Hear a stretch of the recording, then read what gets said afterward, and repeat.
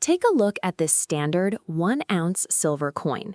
If you strip away the history, it is really just a shiny lump of metal.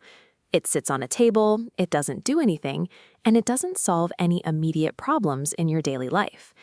Now imagine it is your job to convince millions of people to buy this coin.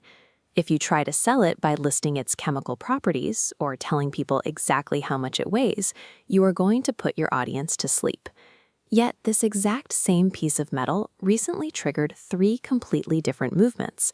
It fueled an internet uprising, anchored a doomsday survival plan, and launched a side hustle network. This works because of positioning, the idea that to move a basic product that anyone can get anywhere, you have to build a narrative that connects with someone's identity.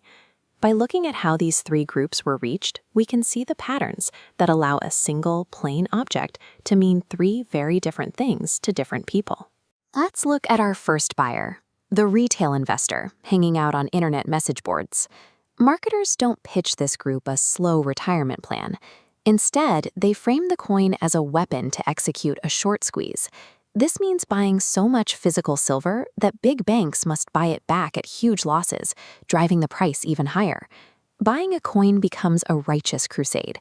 Each purchase feels like a direct hit against a corrupt financial system. This relies on the common enemy tactic. When a brand unites a customer base against a powerful shared villain, it builds fierce, immediate loyalty. The metal itself becomes a symbol. When consumers see a product as a tool for justice, they buy it on principle, regardless of what they actually plan to do with it. Now consider a completely different buyer, the doomsday survivalist. This group operates on a very specific fear. The narrative here is that the modern financial system is fragile. Power grids will fail, electronic banking will vanish, and the paper money in your wallet will become worthless. To reach this buyer, sellers market fractional silver, breaking the metal down into tiny 1/10 ounce increments. The pitch is that when the digital systems fail, you can use these small pieces to barter for daily necessities like food and water. This is the fear and security approach. Marketers identify an existential anxiety and present their product as the ultimate safety net. This buyer doesn't care about sticking it to Wall Street. They are purchasing a psychological sense of control and insurance for a chaotic world. Finally, we have the side hustler, someone looking for passive income and a sense of belonging. Direct sales companies completely repackage the metal to fit this desire. Programs like Quicksilver Wealth Accelerated reframe the physical product as an automated monthly subscription box. They gamify the process. Buyers become wealth ambassadors, earning direct commissions by recruiting new subscribers into the system.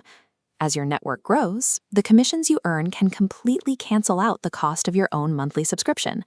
This is the identity and community tactic. The physical metal takes a back seat to the social status of being an ambassador and building personal income. By turning a simple purchase into an identity-driven club, these companies lock in fiercely loyal customers who buy every single month. Think about those 3 buyers: the investor seeking revenge, the survivalist seeking safety, and the ambassador seeking income. Despite the different paths they took or the individual goals they had, they all ended up holding the exact same generic product. This reveals a simple truth. You do not need to invent a brand new, revolutionary item to build a successful business. Success often comes from identifying what an audience deeply desires or fears. Then, you simply show them how an existing product acts as the bridge to reach that goal.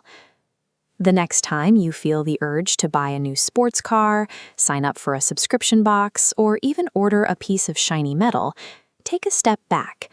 Ask yourself, are you buying the product or are you buying the story?